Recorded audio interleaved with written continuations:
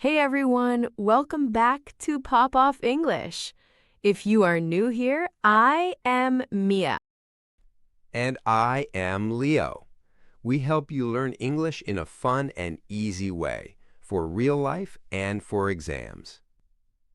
Before we start, do not forget to subscribe, like this video, and share it with a friend who is also studying English. Yes, subscribe now so you do not miss our new episodes. Today we have a very important topic. Many of you ask us about English exams. You send messages like, should I take TOEIC? Or, is TOEFL better? Or, what about IELTS? Or, do I need a Cambridge exam? So today's episode is for you. The topic is TOEIC, TOEFL, IELTS, or Cambridge. Which one to choose in 2026. We will talk about what each exam is, who it is for, and how to choose the best one for you. We will keep the English simple, beginner-friendly. So do not worry, you can just listen, relax, and drink your coffee, your tea, or your bubble tea. Or water. Water is also cool. Let us start with a big question. Why do people take English exams? There are three main reasons: work, study, and immigration, or visas. Yes. First, work. Many companies want to know your level of English. They do not want to guess. They want a number, like 750 on TOEIC or B2 Cambridge. So you take a test to show your level. Second, study. If you want to go to a university in another country, especially in the US, the UK, Canada, Australia, or Europe, they often ask for TOEFL, IELTS, or Cambridge. They want to be sure you can understand classes, write essays, and survive those long, boring PowerPoint presentations. And third, immigration. Some countries use IELTS or other exams to decide visas, permanent residence, or citizenship. For example, many people use IELTS for visas to the UK, Canada, or Australia. So before you choose an exam, always ask yourself three questions. 1. Do I need English for work, study, or immigration? 2. Where do I want to go? 3. Who is asking for the exam? A company, a university, or a government? Keep these questions in your mind. Now let us talk about each exam. We will start with TOEIC, then TOEFL, then IELTS, then Cambridge exams. After that, we will compare them and help you choose in 2026. All right. TOEIC. What is TOEIC? TOEIC means Test of English for International Communication. Wow, very serious name. But basically, TOEIC is for work, for the office, for business.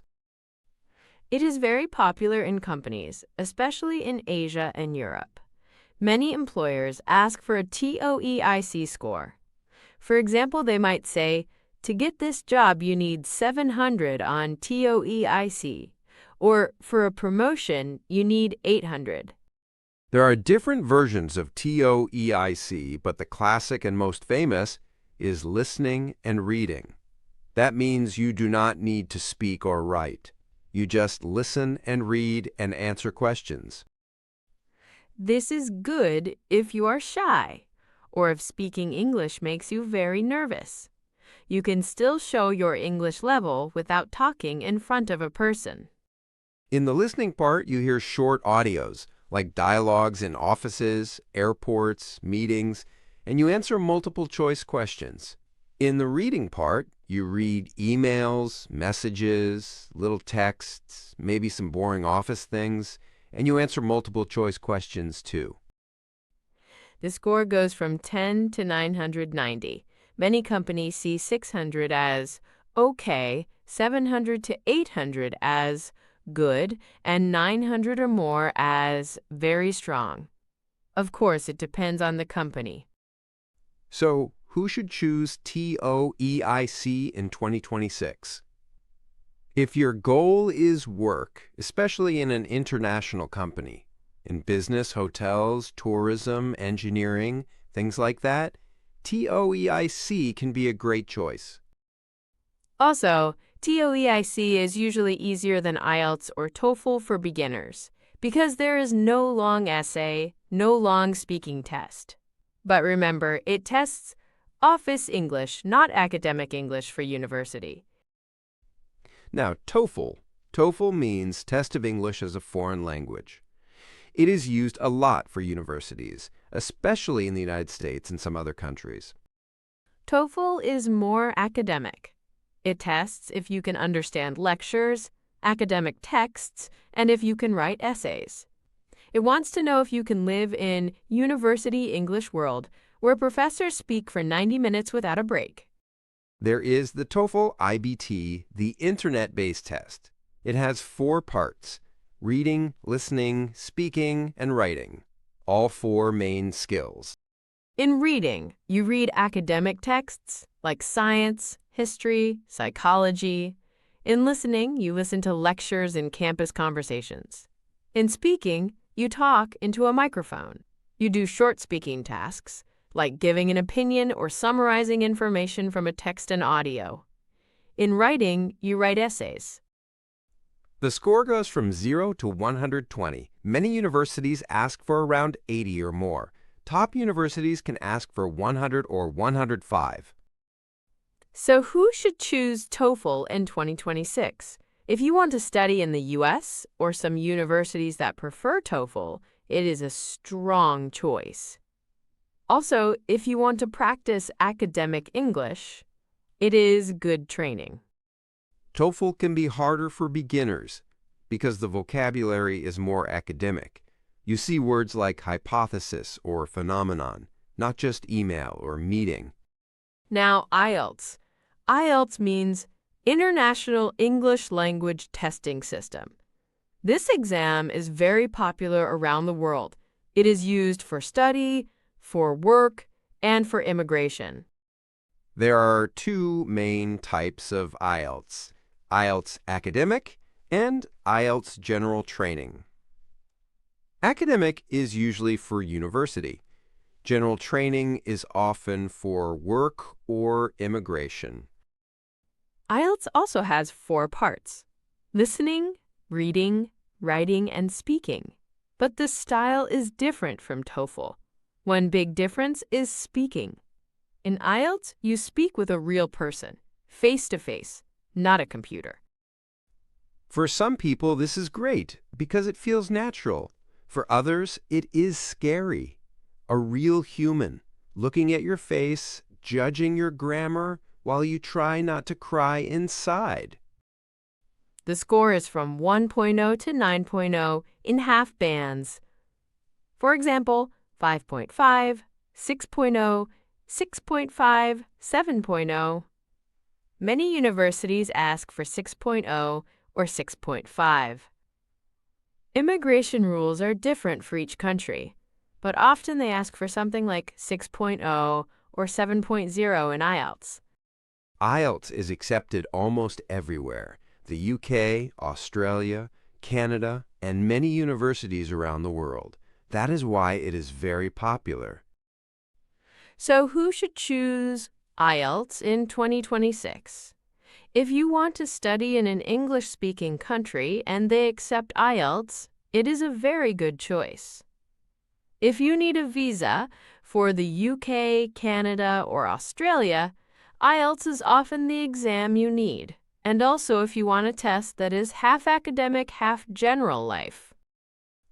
Now let us talk about Cambridge exams. When we say Cambridge exams, we usually mean tests like B1 Preliminary, B2 First, C1 Advanced, C2 Proficiency. They are from Cambridge University in the UK. These exams are a bit different. The name of the exam often shows your level. For example, B2. First means level B2. C1. Advanced means level C1. They are very connected to the common European framework, with levels A1, A2, B1, B2, C1, C2. These exams also test all four skills: reading, listening, speaking, and writing. They can also test use of English, like grammar and vocabulary in context. One special point: a Cambridge certificate does not expire. The result is valid for life. Your level can change, of course, but the paper does not have an official end date. For TOEIC, IELTS, and TOEFL, many universities or companies only accept results from the last 2 years. This is very important. If you want an English certificate that you can show in 10 years, a Cambridge exam can be a smart investment. Another difference is that Cambridge exams are more like real-world plus academic. They are less focused on university lectures, more on general advanced use of English. So, who should choose a Cambridge exam in 2026? If you live in Europe, many employers and schools know these exams very well. If you want a certificate for your CV for a long time, and you do not need it only for one specific university, Cambridge is great. Now, in 2026, is something new or different? English exams change a little every year, but the big picture stays the same. Universities will still ask for TOEFL, IELTS, or sometimes Cambridge. Companies will still like TOEIC or Cambridge. Immigration will still use IELTS a lot. What can change is digital versions, online tests, or shorter formats. More tests are on computers now, but the basic character of each exam is the same. TOEIC for business, TOEFL and IELTS for study, IELTS and sometimes others for visas, Cambridge for long-term certification and levels. Now let us compare them by situation. Imagine 3 typical people. Person 1. You are a young professional. You work at a company or you want a job in an international company. You are not going to university abroad. You just want to show that your English is good for work. In 2026, for you, TOEIC or a Cambridge exam like B2 First is usually the best choice. TOEIC is fast and very work-focused. B2. First is more general but very respected, especially in Europe. Person 2. You want to study abroad. You want to do a bachelor's degree or a master's degree in another country. Here, you must check the website of the university. Many universities accept both IELTS and TOEFL. Some also accept Cambridge C1 Advanced. If you want to go to the US, TOEFL and IELTS are both common. For the UK, IELTS and Cambridge are very common. So for study in 2026, the top choices are IELTS Academic, TOEFL IBT, or for some programs, Cambridge C1 Advanced. TOEIC is usually not enough for university. Person 3. You want to move to another country for immigration, not only study. For example, you want permanent residence or a work visa. In many cases in 2026, IELTS general training is the main exam. But again, check the rules of the country. Some also accept other tests, but IELTS is the classic one. Now, let us also compare the style of the exams. First, speaking. In TOEIC listening and reading, there is no speaking. In TOEFL, you speak to a computer with a microphone. In IELTS and Cambridge, you speak with a real person in a conversation. Which one is better? It depends on you. If you are very shy, maybe the computer is easier. But some people find it very strange to talk to a machine, and they prefer a human. Next, accent. TOEFL uses more American-style English in the audios. IELTS and Cambridge use a mix: British, American, Australian, and more. TOEIC also uses different accents, but many people feel it is more international business style. Next, difficulty for beginners. If your level is around A2 or low B1, TOEIC might feel more accessible than IELTS or TOEFL because there is no big essay and no long academic texts.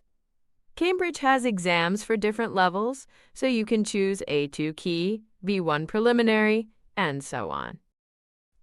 Another difference is what you receive at the end. For TOEIC, TOEFL, and IELTS, you get a score. For example, 780, or 90, or 6.5.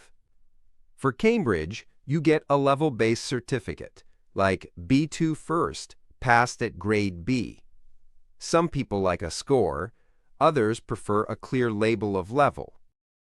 Let us also talk about money and time, in general terms. These exams are not cheap. The price is different in every country, but usually all of them are a serious investment.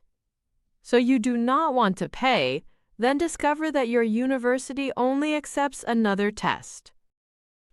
For time, usually TOEIC is shorter than IELTS or TOEFL. Cambridge exams and IELTS are often around 2.5 to 3 hours, sometimes more.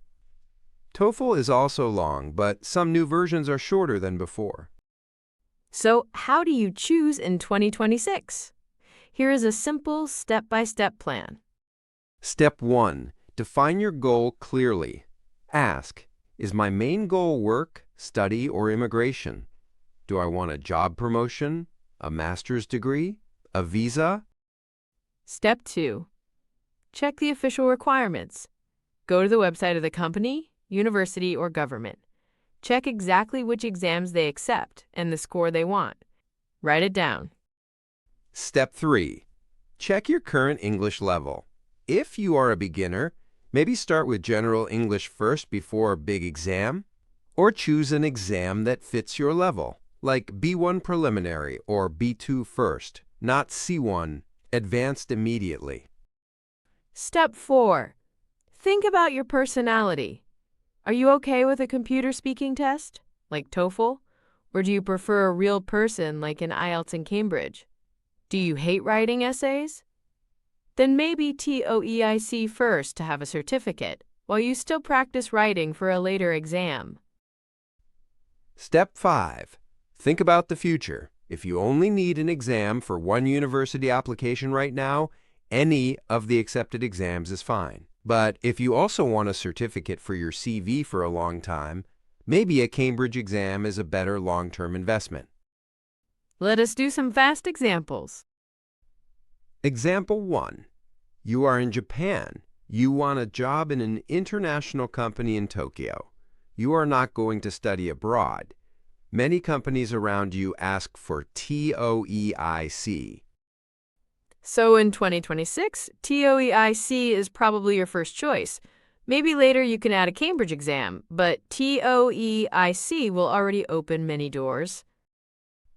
Example 2. You are in Brazil. You want to do a master's in Canada. The university website says, we accept IELTS Academic or TOEFL IBT, minimum IELTS 6.5, minimum TOEFL 88. Then you choose between IELTS and TOEFL. Maybe you like the idea of a face-to-face speaking test. Then you pick IELTS. If you prefer speaking to a computer, you pick TOEFL. Both are okay. Example 3. You are in Spain. You want to improve your CV in Europe and show your English level for many future jobs. You do not have a specific university now. In that case, a Cambridge exam like B2 First or C1 Advanced is great. It is well known, it does not expire officially, and many European employers understand it very well. So in 2026, there is no best exam for everyone.